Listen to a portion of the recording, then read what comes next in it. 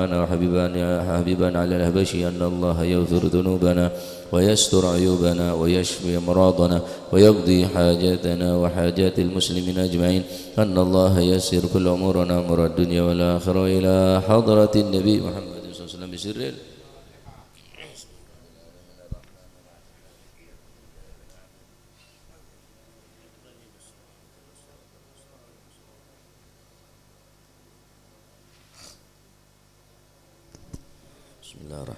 يا ربي صل على محمد شرف بدر في الكون أشراق. يا ربي صل على محمد يا ربي صل عليه وسلم. يا ربي صل على محمد كرم داع يدعو إلى الحق. يا ربي صل على محمد يا ربي صل عليه وسلم. يا ربي صل على محمد المصطفى الصادق المصدق. يا ربي صل على محمد يا ربي صل عليه وسلم. يا ربي صل على محمد أحلى الورى منطقا وصداقا. يا ربي صل على محمد يا ربي صل عليه وسلم. يا ربي صل على محمد أفضل من بالتقى تحقق. يا ربي صل على محمد يا ربي صل عليه وسلم. يا ربي صل على محمد من بالسخاء والوفاء تخلق. يا ربي صل على محمد يا ربي صل عليه وسلم. يا ربي صل على محمد وجمع من الشمل ما تفرق. يا ربي صل على محمد يا ربي صل عليه وسلم. يا ربي صل على محمد واصلح وسهل ما قد تعود. يا ربي صل على محمد يا ربي صل عليه وسلم. يا ربي صل على محمد وافتح من الخير كل مغلاق. يا ربي صل على محمد يا ربي صل عليه وسلم. يا ربي صل على محمد وآله ومن بالنبي تعلق. يا ربي صل على محمد يا ربي صل عليه وسلم. على محمد وآله ومن للحبيب عشاق. يا ربي صل على محمد يا ربي صل عليه وسلم. يا ربي صل على محمد ومن بحبل النبي توثق. يا ربي صل على محمد يا ربي صل عليه وسلم. على محمد يا ربي صل عليه وسلم. يا ربي صل على محمد يا ربي صل عليه وسلم. اللهم صل وسلم وبارك عليه. أعوذ بالله من الشيطان الرجيم. بسم الله الرحمن الرحيم. إنا فتحنا لك فتحا مبينا ليغفر لك الله ما تقدم من ذنبك وما تأخر ويتم نعمته عليك ويهديك صراطا مستقيما. صلى الله عليه. وينصرك الله نصرا عزيزا. لقد جاءكم رسول من أنفسكم عزيز عليه ما عنتم حريص عليكم بالمؤمنين رؤوف رحيم.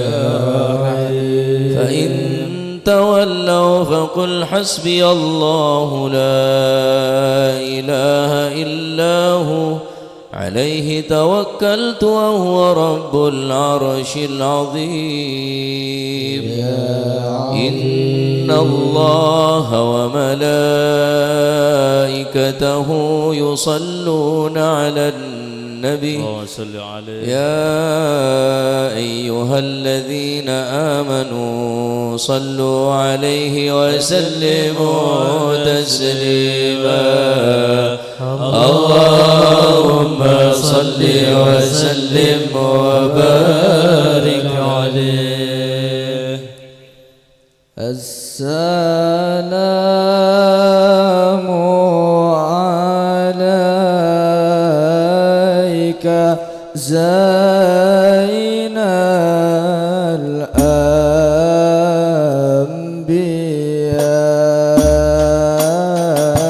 الأنبياء السلام عليك السلام عليك زين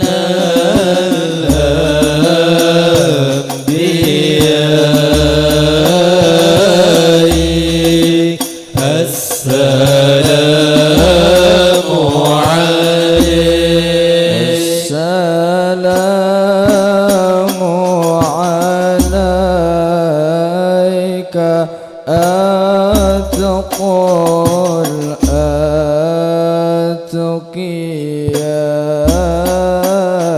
الأتقياء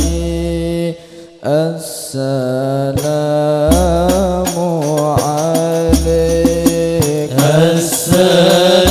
السلام عليك زين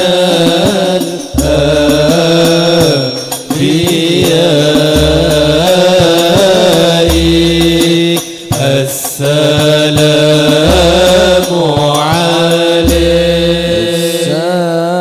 السلام عليك من رب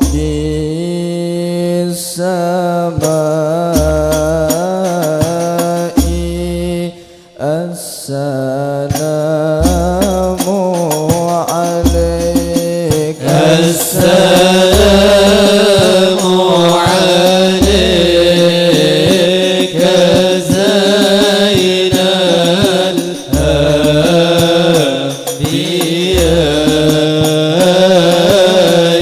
الأنبياء السلام عليك السلام عليك دائم بلا انقضاء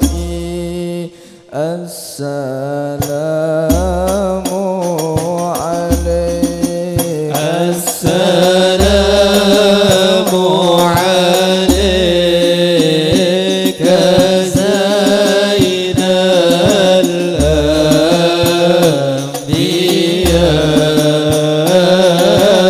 الأنبياء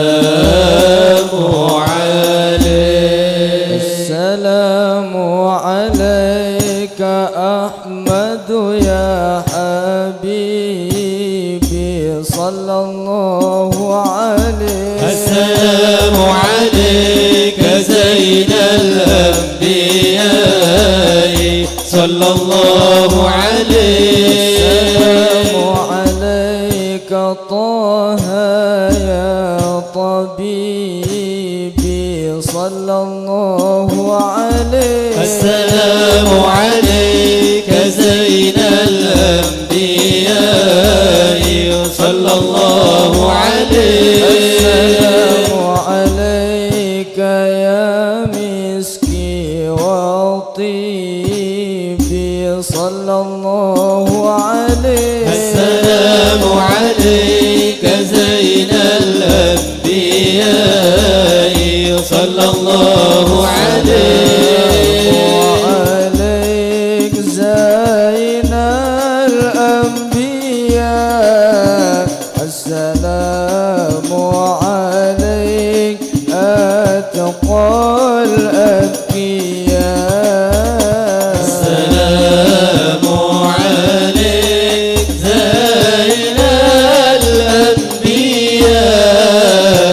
السلام عليك أتقى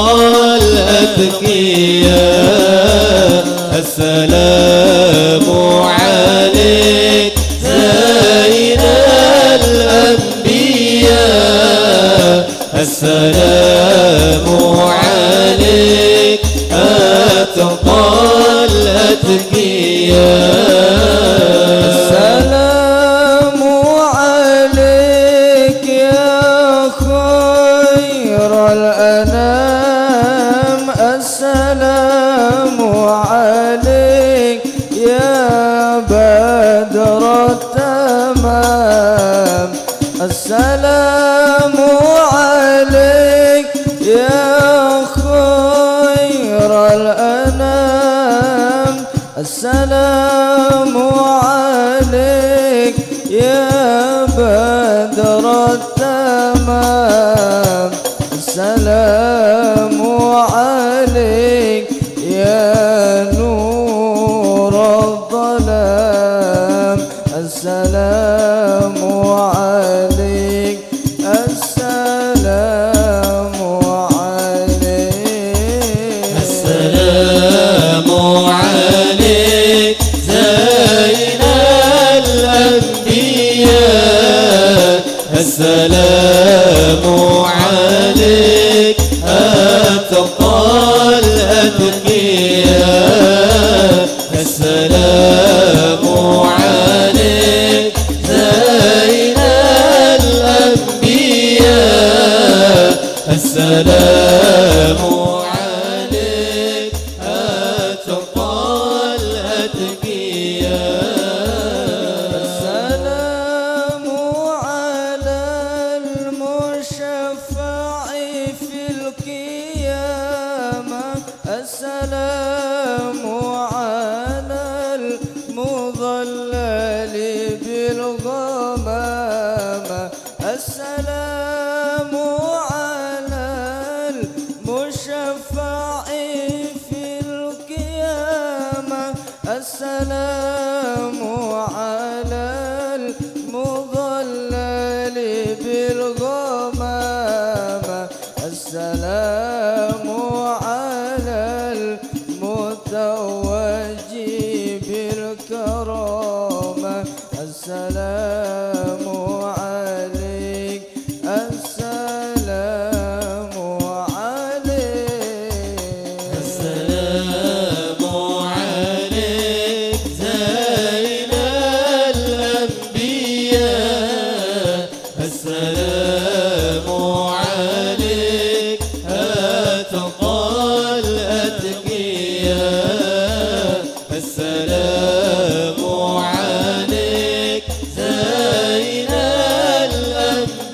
الأنبياء السلام عليك أتقى الأتقياء الله على نور رسول الله الله الله الله على نور رسول الله الله الله الله على نور رسول الله الله الله الله على نور رسول الله شفاعة يا حبيب الله شفاعة يا رسول الله شفاعة يا حبيب الله شفاعة لما ناديت لبينا قدمنا السمع والطاعة يا رسول الله شفاعة يا حبيب الله شفاعة يا رسول الله شفاعة يا حبيب الله شفاعة لما ناديت لبينا قدمنا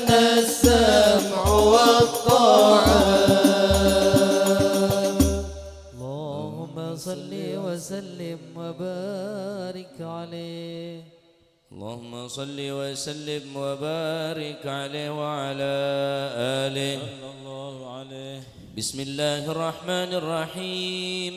الحمد لله القوي سلطانه الواضح برهانه المبسوط في الوجود كرمه وإحسانه صلى الله عليه. تعالى مجده وعظم شانه خلق الخلق لحكمه وطوى عليها علمه وبسط لهم من فائض المنة ما جرت به في أقداره القسمة صلى الله عليه. فأرسل إليهم أشرف خلقه وأجل عبيده رحمة تعلقت إرادته الأزلية بخلق هذا العبد المحبوب فانتشرت آثار شرفه في عوالم الشهادة والغيوب صلى الله عليه. ما جل هذا المن الذي تكرم به المنان وما أعظم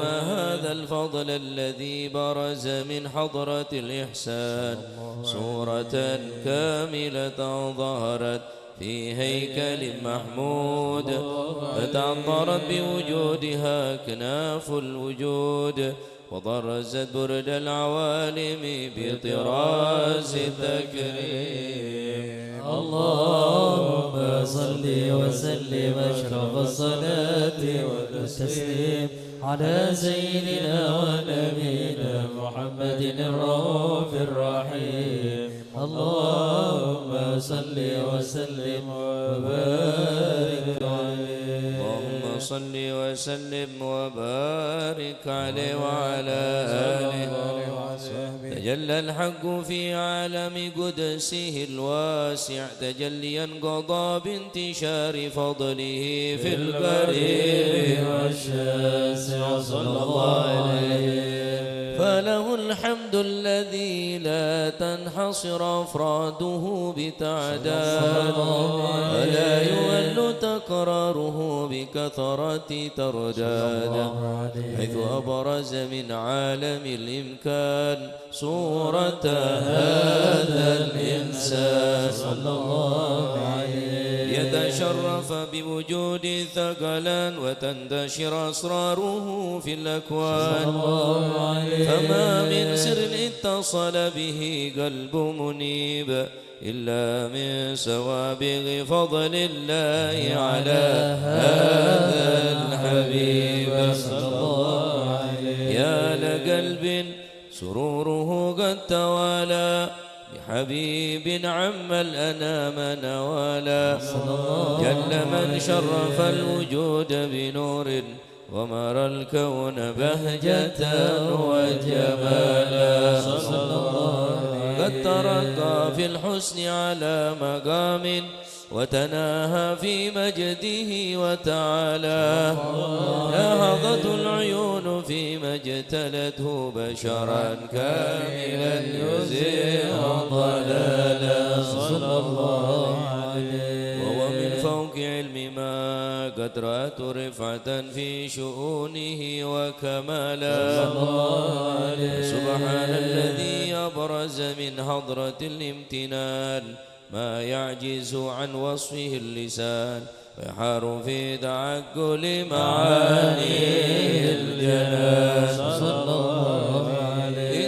انتشر منه في عالم البطون والظهور ما ملأ الوجود الخلقي نور فتبارك الله من إله كريم بشرتنا آياته في الذكر الحكيم بشارة لقد جاءكم رسول من أنفسكم عزيز عليه ما عنتم حريص عليكم بالمؤمنين رؤوف رحيم يا رحيم. فمن فاجأت هذه البشارة وتلقاها بقلب سليم فقد هدي إلى صراط مستقيم. اللهم صل وسلم أشرف الصلاة والتسليم على سيدنا ونبينا محمد الرؤوف الرحيم. اللهم صل وسلم وبارك عليه. اللهم صل وسلم وبارك عليه. واشهد ان لا اله الا الله وحده لا شريك له شهادة تعرف بها اللسان عما تضمنه الجنان من التصديق بها والإذعان. صلى الله عليه من الإيمان قواعده وتلو عن اليقين من سر ذلك الإذعان والتصديق الشواهد.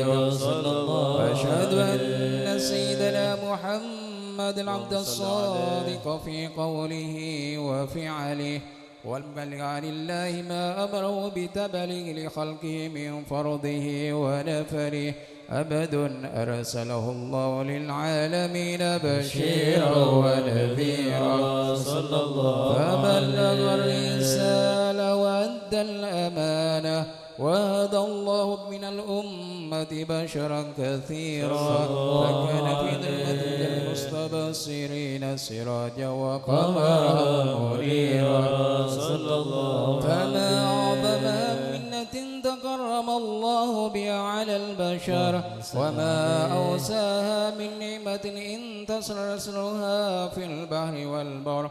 اللهم صل وسلم بأجل الصلوات وجمعها وأزكى التحيات وأوسعها على هذا العبد الذي وفى بحق العبودية. صلى الله وابرز فيها في خلة الكمال وقام بحق الربوبية في مواتن الخدمة لله وأقبل عليه غاية الإقبال. صلاة يسجره المصلي عليه به فينبسط في قلب نور سر تعلقه به وحبه ويكتب بها بعناية الله في حسبه وعلى آله وصحبه الذين ارتقوا صهوة المجد بقربه. صلى الله عليه أشرف الأصل بوده وحبه ما أطر الأكوان بنشر ذكراه النسيم. اللهم صل وسلم أشرف الصلاة والتسليم على سيدنا ونبينا محمد الرؤوف الرحيم. اللهم صل وسلم وبارك عليه. اللهم صل وسلم وبارك عليه وعلى آله وصحبه. أما بعد فلما تعلقت إرادة الله في العلم القديم بظهور أسرار تخصيص للبشر الكريم بالتقديم والتكريم نفذت القدرة الباهرة بالنعمة الواسعة والمنة الغامرة فانفلقت بيضة التصوير في العالم المطلق الكبير عن جمال مشهود بالعين حاول لوصف الكمال المطلق والحسن التام والزين فتنقل ذلك الجمال الميمون في الأصلاب الكريمة والبطون فما من صلب ضم إلا وتمت عليه من الله النعمة. فهو القمر التام الذي يتنقل في بروجه ليتشرف بموطن استقراره وموضع خروجه وقد غدت لك دار الأزلية بما قضت واظهرت من سر هذا النور ما أظهرت وخصصت به من خصصت.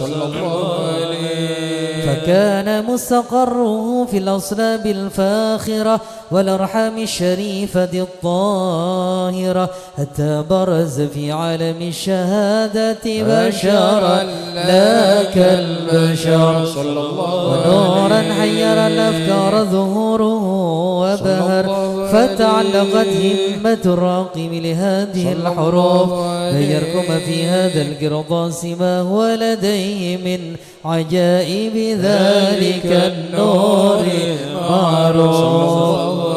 وإن كانت الألسن لا تفي بعشر أوصاف ذلك الموصوف تشويقا للسامعين من خواص المؤمنين وترويحا للمتعلقين بهذا النور المبين. وإلا فأنا تعرب الأقلام عن شؤون خير الأنام ولكن هزني إلى تدوين ما حفظته من سر أشرف المخلوقين وما أكرمه الله به في مولده من الفضل الذي عم العالمين. وبقيت رايته في الكون منشورة على مر الأيام والشهور والسنين داعي التعلق بهذه الحضرة الكريمة ولاعج التشوق إلى سماء أوصافها العظيمة. ولعل الله ينفع به المتكلم والسامع فيدخلان في شفاعة هذا النبي الشافع ويتروحان بروح ذلك النعيم. اللهم صل وسلم شرف الصلاة والتسليم على سيدنا ونبينا محمد الرؤوف الرحيم. اللهم صل وسلم وبارك عليه. النبي صلوا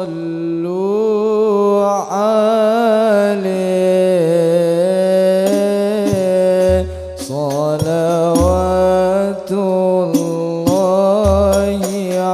عليه وينال البركة كل من صلى عليه. النبي صلوا عليه صلوات الله عليه وينال البركة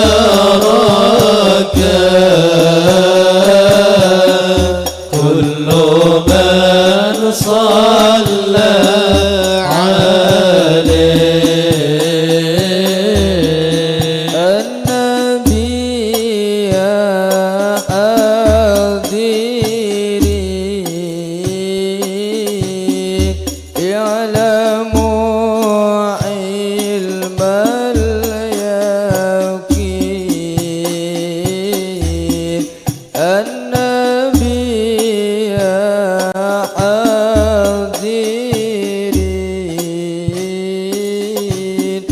يعلموا علم اليقين أن رب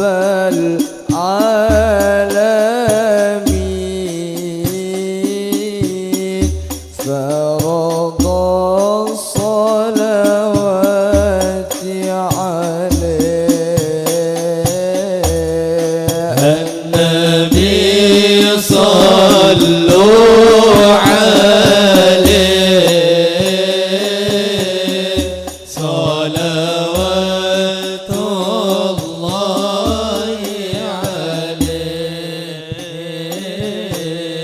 وينال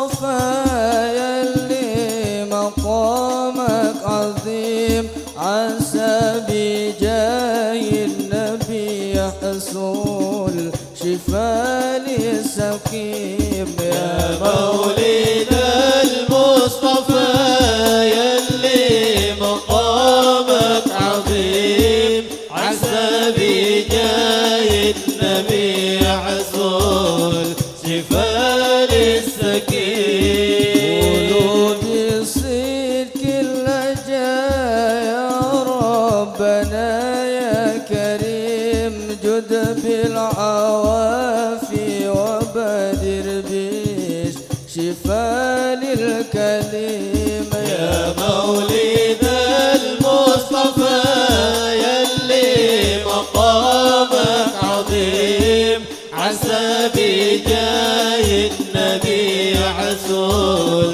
شفاء للسقيم يا ربنا يا جزيل العافية رحم رحيم جد بالعوافي ولا تكشف على العبد خيم يا مولد المصطفى يلي مقامك عظيم عسى بجاه النبي يحصل شفاء للسقيم والعبد يلقاك يا مولاي بقلب سليم غريمنا المصطفى محسن ويا أكرم غريم يا مولد المصطفى يلي مقامك عظيم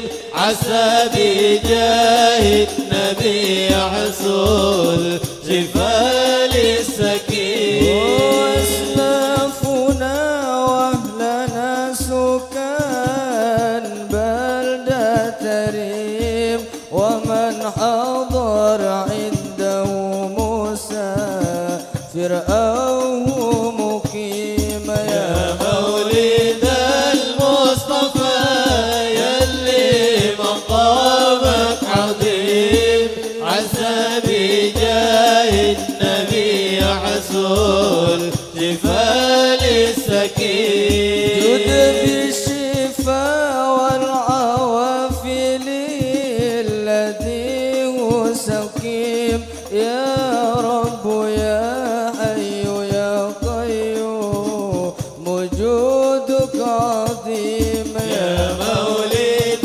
المصطفى يلي مقامك عظيم عسى بجاه النبي يحصل شفاء للسقيم اللهم صل وسلم وبارك عليه اللهم صل وسلم وبارك عليه وعلى آله وقد آن للقلم أن يخط ما حركته فيه الأنامل واستفاد الفهم من صفات هذا العبد المحبوب الكامل صلى الله وشمائله التي أحسن الشمائل وهنا حسن أن نثبت ما بلغ إلينا في شأن هذا الحبيب من أخبار وآثار يتشرف بكتابة القلم والقرطاس وتتنزه في حدائق الأسماء والأبصار وقد بلغنا في الأحاديث المشهورة أن أول شيء خلقه الله والنور المودع في هذه السورة فنور هذا الحبيب أول مخلوق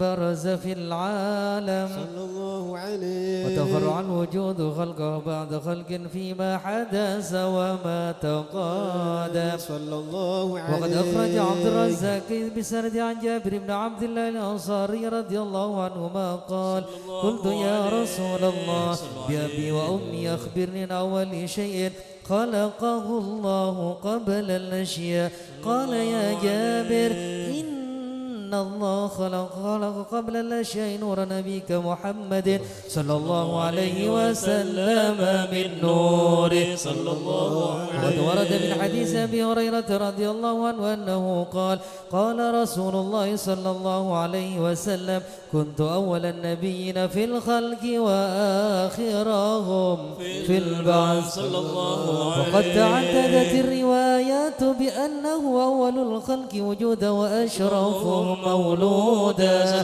ولما كانت السعادة الأبدية لها ملاحظة خفية اختصت من شاءت من البرية بكمال الخصوصية فاستودعت هذا النور المبين أصلاب وبطون من شرفته من العالمين فتنقل هذا النور من صلب آدم ونوح وإبراهيم عليه السلام حتى أوصلت يد العلم القديم إلى من خصصته بالتكريم أبيه الكريم عبد الله بن عبد المطلب ذي القدر العظيم وأمه التي هي في المخاوف آمنة السيدة الكريمة آمنة فتلقاه صلب عبد الله فألقاه إلى بطنها فضمت أحشاؤها بمعونة الله محافظة على حق هذه الذرة وصونها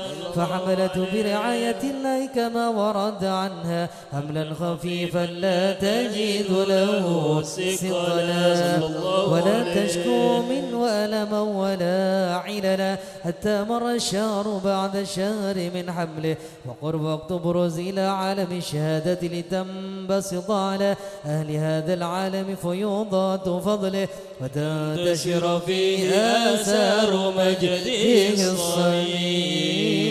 اللهم صل وسلم شرف الصلاة والتسليم على سيدنا ونبينا محمد الرؤوف الرحيم. اللهم صل وسلم وبارك عليه. صل وسلم يا سلام يا سلام يا سلام على النبي خير الأنام والآل وصحب الكرام ما حلموش كل ما صل وسلم يا سلام يا سلام يا سلام على النبي خير الأنام والآل وصحب الكرام ما حلموش ككل يا روضة الهادي الشفيع وصاحبي والبكي اكتب لنا نحن الجميع زيارة لحبيبنا صل وسلم يا سلام يا سلام يا سلام على النبي خير الأنام والآل والصحب الكرام ما حلموش ككل طيبة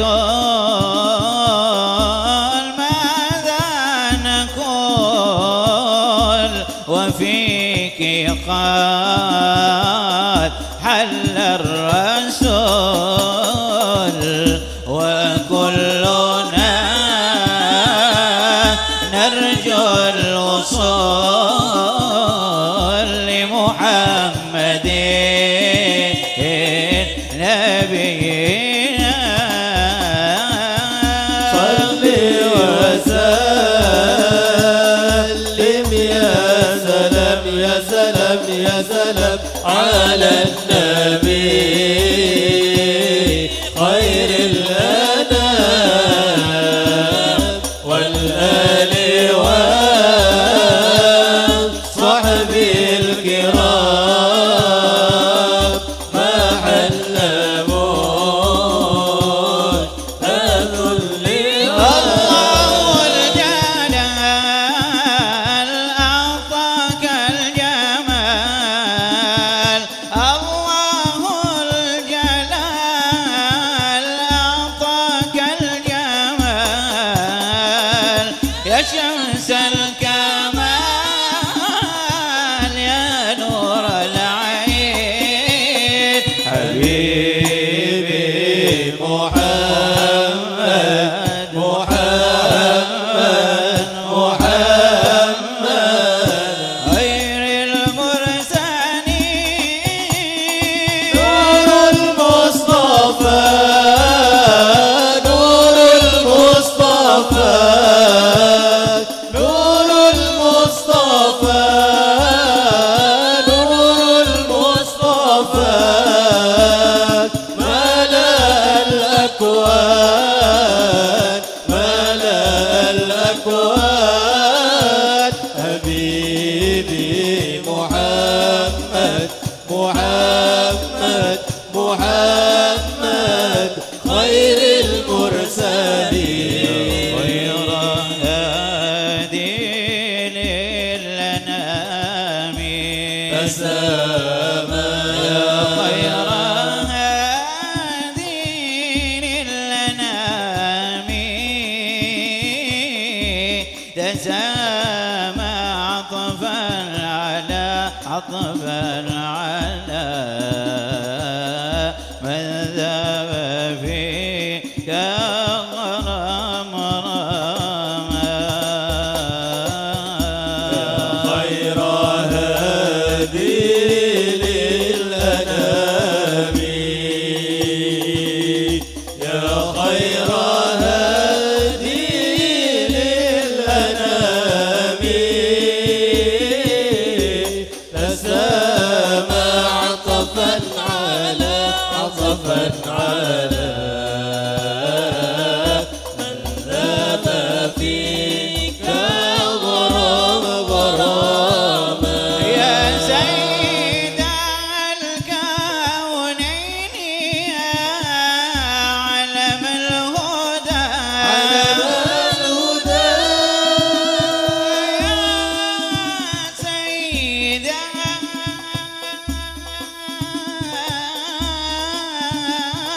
الكونين يا علم الهدى يا سيد الكونين يا علم الهدى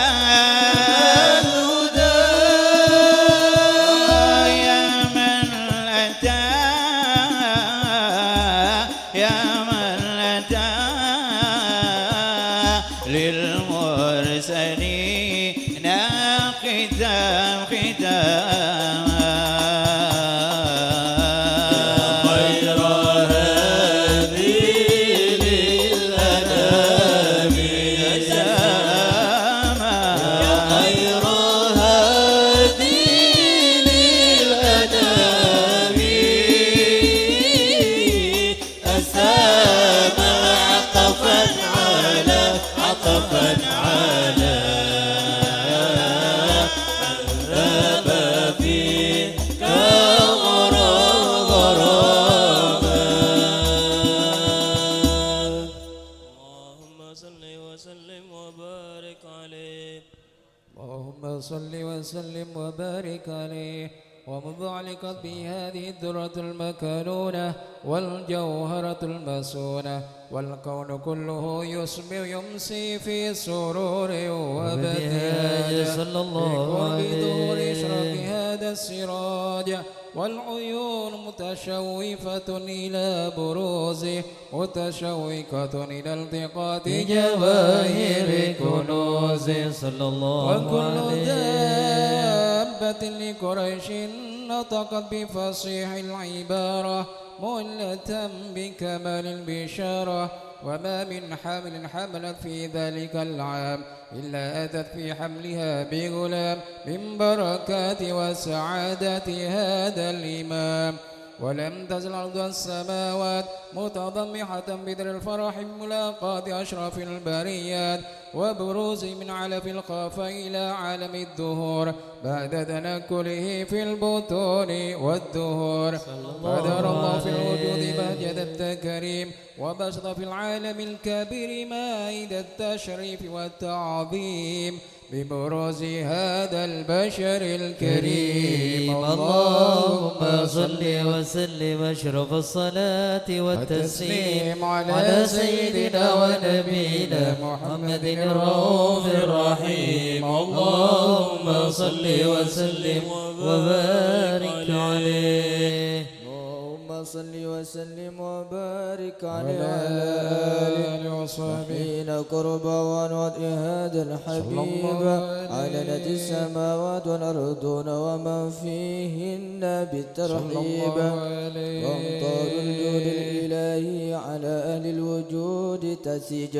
وألسنة الملائكة بالتبشير للعالمين تعي سبحان الله والحمد لله ولا إله إلا الله الله أكبر سبحان الله والحمد لله ولا إله إلا الله والله أكبر والحمد لله ولا إله إلا الله والله أكبر قدرتك شفركنا هذا المستور يبرز نور كاملا في عالم الظهور نورا فاق كل نور صلى الله عليه فالحق نكم على من أتم الله عليه النعمة من خواص الأمة أن يحضر عند وطئه أمة تأنيسا لجناب المسعود ومشاركة لها في هذا السمات الممدودة صلى الله عليه فحضرت بتوفيق الله سيدة مريم وسيدة آسيا ومعهما من الحور العين من قسم الله له من الشرف بالقسمة الوافية فهذا الوقت الذي رتب الله على حضوره وجود هذا المولود صلى الله عليه فلق صبح الكمال من النور عن عمود وبرز الحامد المحمود مرئنا لله بالتعظيم والسجود صلى الله على محمد صلى الله عليه وسلم صلى الله على محمد صلى الله عليه وسلم اللهم صل على محمد Hadiraki Rasulullah, pekerang dari Rasulullah, bayangaki Rasulullah. Asyaraqa al-kaunu ibtihajan biwujudil Mustafa Ahmad wali ahlil kauni unsun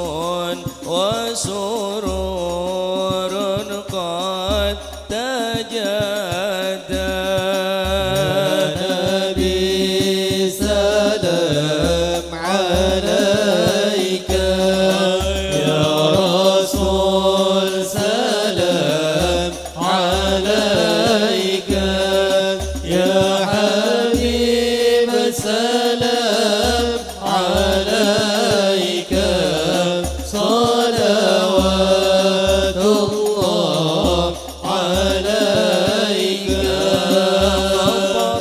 ضربوا يا أهل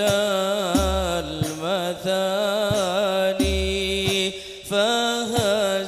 فهزاروا اليوم غرت واستضيئوا بجمال فقه في الحسن تفرد يا نبي سلام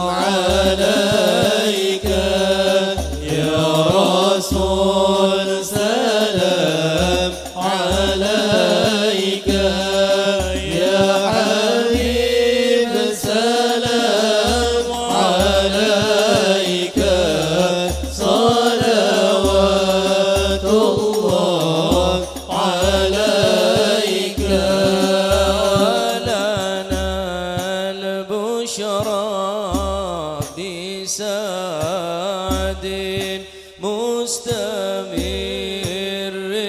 ليس ينفد حيث أوتينا عطاء جمعا فخر المؤبى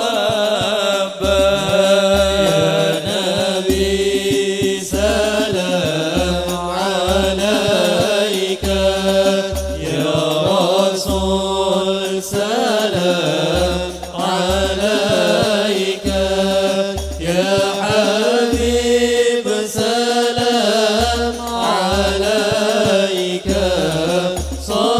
صلوات الله عليك فلربي كل حمد جل يحصره العد إذا هبنا بوجود مصطفى الهادي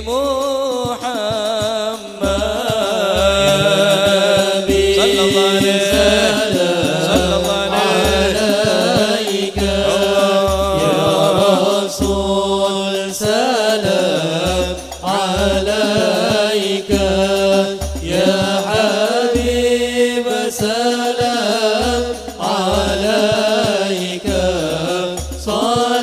صلوات الله عليك يا رسول الله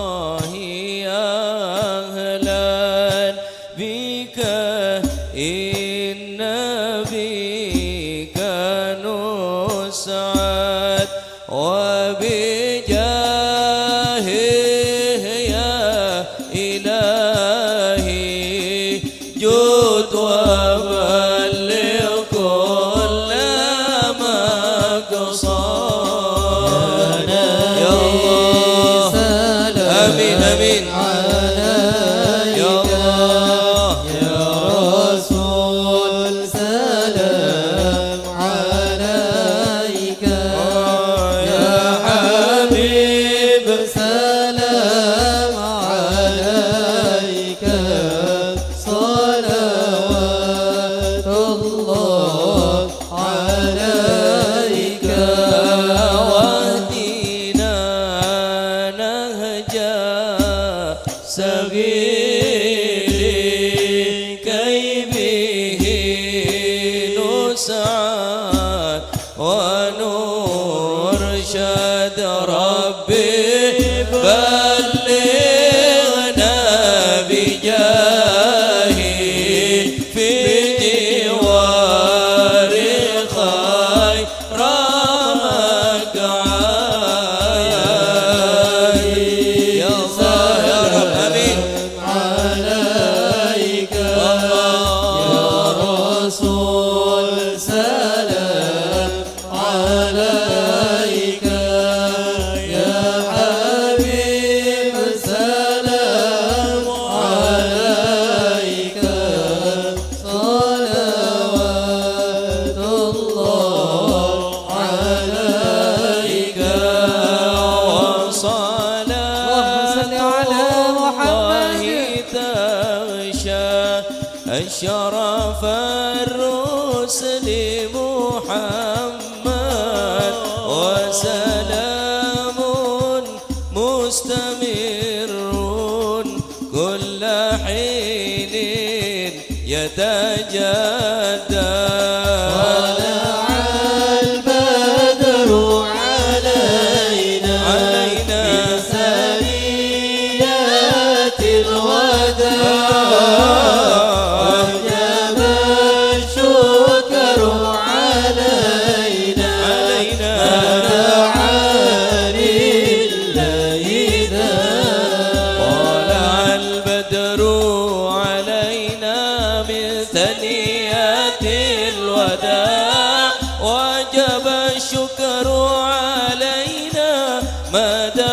لله دار bayangan di Rasulullah bayangan di Rasulullah وجب الشكر علينا ما دعا لله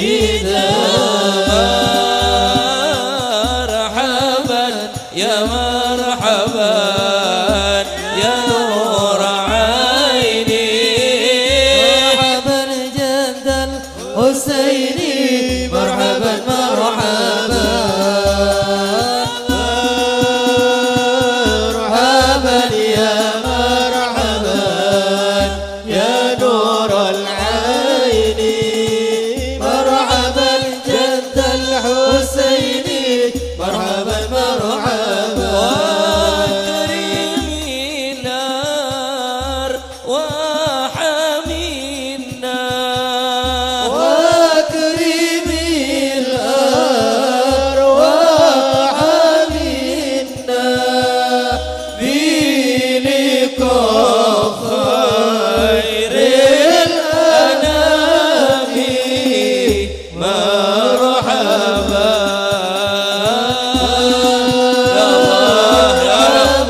يا مرحبا يا نور العين مرحبا جد الحسين مرحبا مرحبا صلى الله على محمد صلى الله عليه وسلم صلى الله على محمد يا ربي صل وسلم يا نبي سلام عليك يا رسول سلام عليك يا حبيب سلام عليك صلوات الله عليك اللهم صل على محمد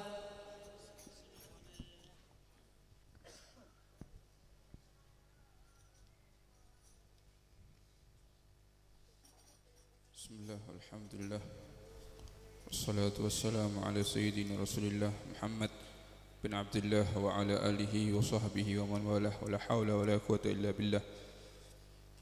اعلم أن من أجل ثمرات العلم وفوائده تعليمه وبذله للناس، فذلك من أفضل القربات الموصلة إلى أرفع المقامات. ويكفي في شرف ذلك قول النبي صلى الله عليه وسلم: إنما بعثت معلما. وقال عيسى عليه السلام: من تعلم وعمل وعلم يدعى عظيما في ملكوت السماوات. Ketahuilah sesungguhnya paling besarnya buahnya ilmu dan faedahnya ilmu adalah mengajarkan ilmunya Allah Subhanahu wa ta'ala. Fadzalika min afdhalil qurbat. Mengajarkan ilmu adalah paling cepat untuk mendekatkan diri kepada Allah Subhanahu wa ta'ala, dan menyampaikan kepada makom yang tinggi adalah mengajarkan ilmunya Allah Subhanahu wa ta'ala. Cukup dianggap kebahagiaan, dianggap kemuliaan dari perkataan Nabi Muhammad SAW, innama bu'istu mu'alliman, sesungguhnya aku diutus oleh Allah sebagai pengajar. Tanya eman ya, kalau punya ilmu amalkan dan ajarkan ilmu untuk masyarakat. Tapi mon tak bisa pertanyaan, cek buka pertanyaan, ancor degi tambah nggih. Nabi Isa alaihissalatu wassalam beliau mengatakan, beliau bersabda, siapa orang yang belajar dan mengamalkan ilmunya dan mengajar ilmunya, yud'a aziman, maka dia dipanggil azim. Di mana? Fi malakutis samawat, dipanggil aziman, ada di dalam kerajaannya Allah Subhanahu wa ta'ala, ada di kerajaan langit. Sing ngolok bene manusia. Oh, penceramah pertama Al-Mukarram yang terhormat. Arya manusia Pak, kimon Al-Mukarram ongku. Mohon etoto be pangeran. Kan iki, kimon Al-Mukarram. Tapi kalau yang nyebut Al-Mukarram ini ada di kerajaan kelangitan, kerajaan langit, maka ini adalah betul-betul orang-orang yang istimewa ya. Kita lihat. Wa qala Rasulullah sallallahu alaihi wasallam, Nabi Muhammad sallallahu alaihi wasallam bersabda, "Inna mimma yalhaqul mu'min min ilmihi wa amalihi wa hasanatihi ba'da mautihi ilman 'allamahu wa nasyarahu." Sesungguhnya yang nanti mengikut orang-orang mukmin daripada ilmunya, daripada amalnya, daripada kebaikannya setelah mati adalah ilmu yang mengajarkan dan ilmu itu menyebar. Kita lihat Pondok Sidogiri. Ini Mbah Sulaiman ini hampir 300 tahun lebih Mbah Sulaiman. Berapa santri yang sudah alim di tangan beliau? Berapa turun bahkan bisa jutaan yang alim ada di tangan beliau. Ratusan ribu bahkan bisa jutaan yang alim ada di tangan beliau. Ya apa pahalai Pak? Nrimo pahala nrimo.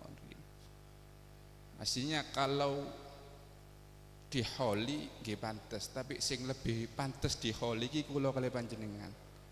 Santre tak endi, ilmu tan endi. Mbah Sulaiman ada di kubur, setiap orang bismillahirrahmanirrahim baca hadis, baca ini dapat pahala. Kimun babar ya. Kubur adalah apa? Benih nanam ilmu tapi nanam jagu kan nggih. Kaulah benih nanam ilmu tapi nanam padi.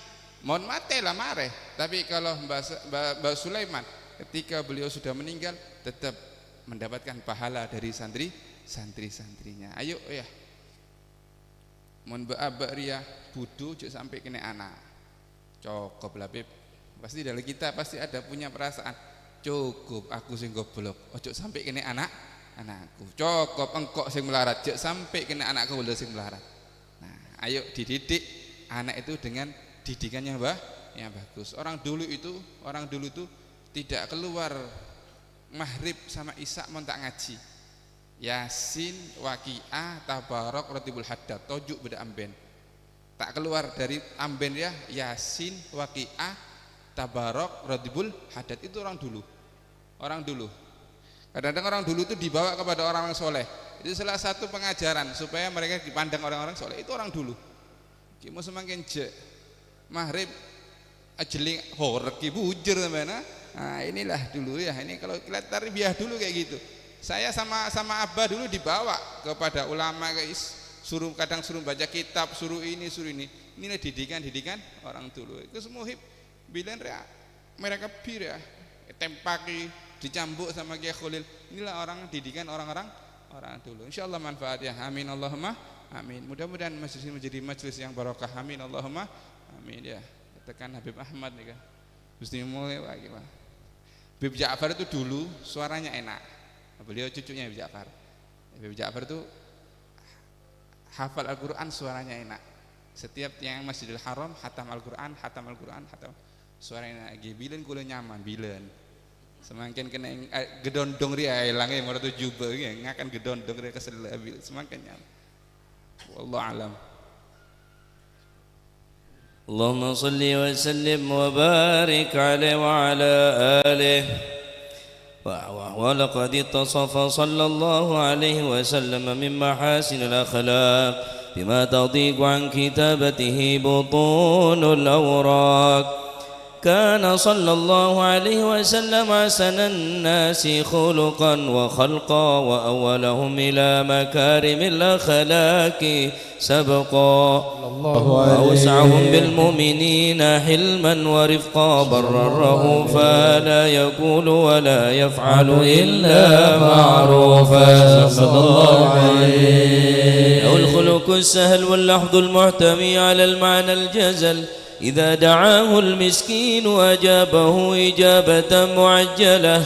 وهو الأب الشفيق الرحيم باليتيم والأرملة. وله مع سهولة أخلاق الهيبة القوية التي ترتعد منها فرائس الأقوياء من البرية. ومن نشر طيبه تعطرت الطرق والمنازل وبعرف ذكره تطيبت المجالس والمحافل صلى الله عليه. فهو صلى الله عليه وسلم جامع صفات الكمالية والمنفرد في خلقه وخلقه بأشرف خصوصية، فما من خلق في البرية محمود إلا وهو متلقى عن زين الوجود صلى الله عليه. أجملت في وصف الحبيب وشأنه وله العلا في مجده ومكانه،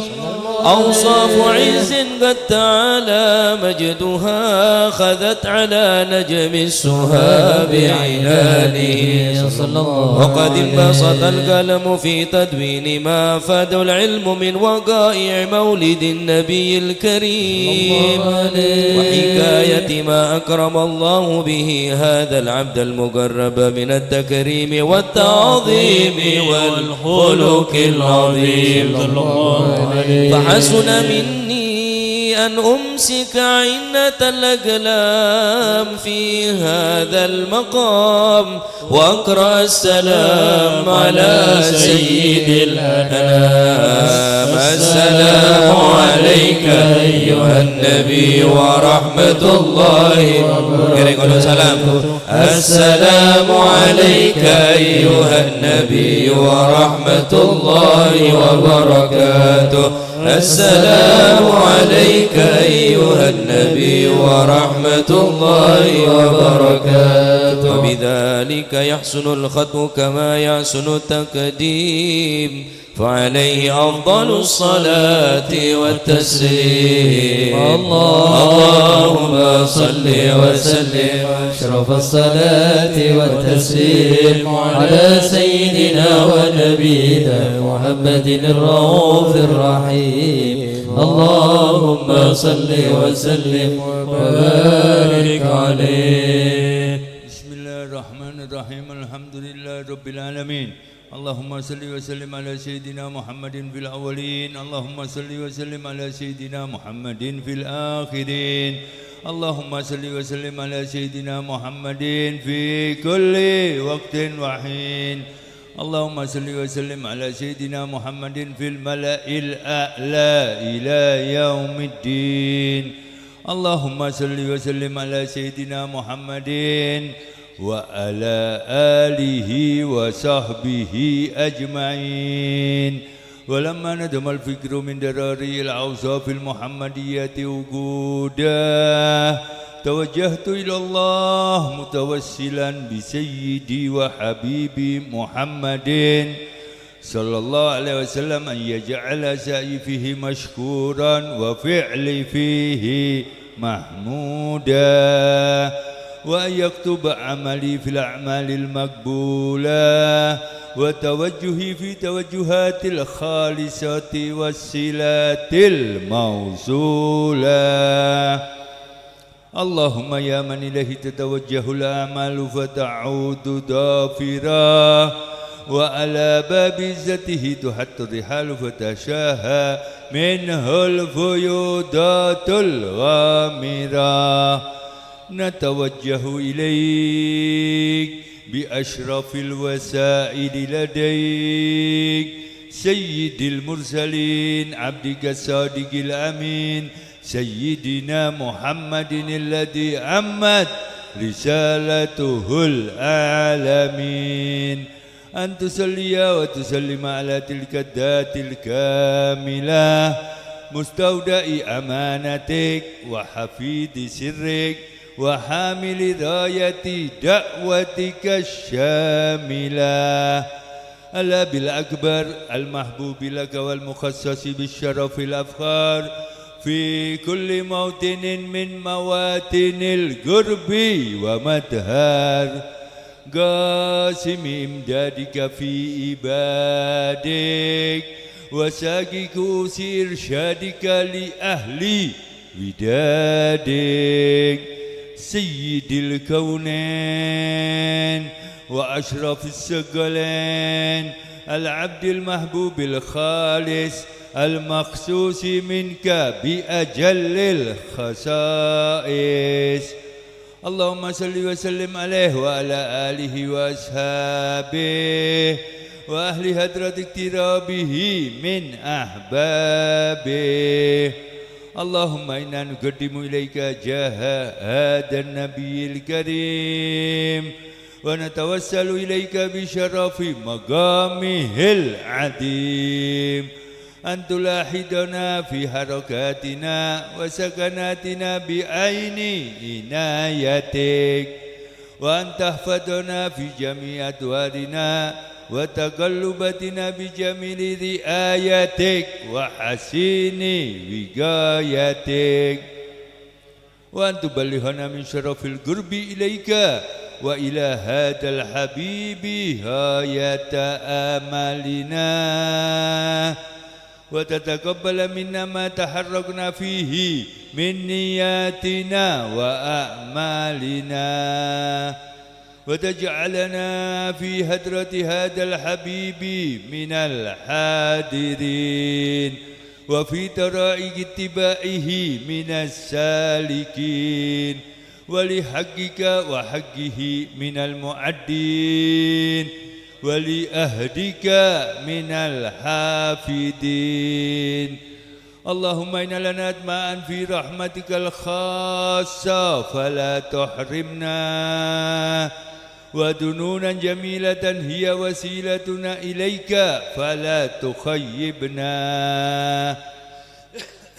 آمنا بك وبرسولك ما جاء به من الدين، وتوجهنا به إليك مستشفئين أن تقابل المذنب منا بالغفران، والمسيء بالإحسان، والسائل بما سأل، والمؤمل بما أمل، وأن تجعلنا ممن نصر هذا الحبيب ووازره وواله وظاهره، وأما ببركاته وشريف وجهاده أولادنا والدينا وأهل قدرنا ووادينا وجميع المسلمين والمسلمات والمؤمنين والمؤمنات في جميع الجهات،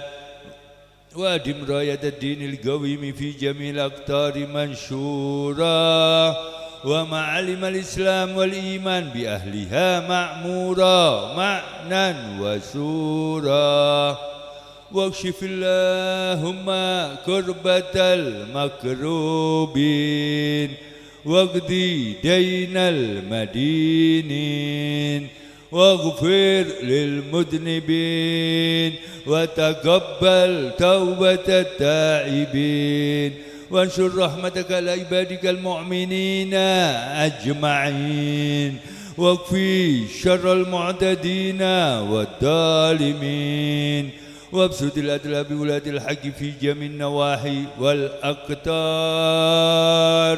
وأيدهم بتأييد من عندك ونصر على المعاندين من المنافقين والكفار، وجعلنا يا ربي في الحسن الحسين من جميع البلايا، وفي الحرز المكين من الذنوب والخطايا، وأدمنا في العمل بطاعتك والصدق في خدمتك قائمين، وإذا توفيتنا فتوفنا مسلمين مؤمنين، واختم لنا منك بخير، واختم لنا منك بخير، واختم لنا منك بخير أجمعين. وصلي وسلم على هذا الحبيب المحبوب للأجسام والأرواح والقلوب، وعلى آله وصحبه ومن إليه منسوب، وآخر دعوانا أن الحمد لله رب العالمين. سبحان ربك رب العزة عما يصفون، وسلام على المرسلين، والحمد لله رب العالمين. نختم هذا الدعاء المالي الضرار في مجلس دار المحبين وإلى حضرة النبي. سير الفاتحة.